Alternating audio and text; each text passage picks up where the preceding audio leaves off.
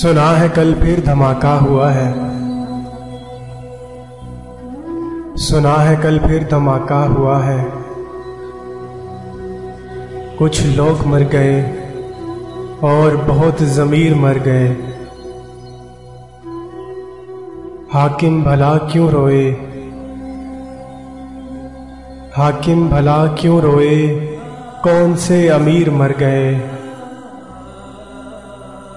फिर किसी ने अपनी कुर्सी बचाने के लिए घर जला डाला किसी का, अपने घर में रोशनी लाने के लिए। वो जो ला रहा था गुड़िया वो घर ना आ सका, वो जो ला रहा था गुड़िया वो घर ना आ सका। जाते हुए अपने बच्चों को ना मना सका।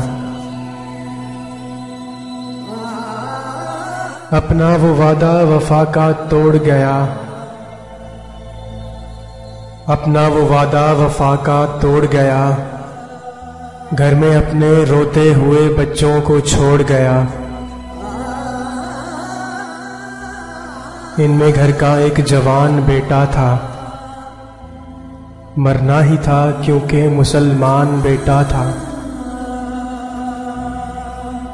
तुम न घबराओ तुम्हारी बादशाहत सलामत रहेगी, तुम न घबराओ तुम्हारी बादशाहत सलामत रहेगी। बस अब ना नमाजी रहेंगे ना कहीं इमामत रहेगी।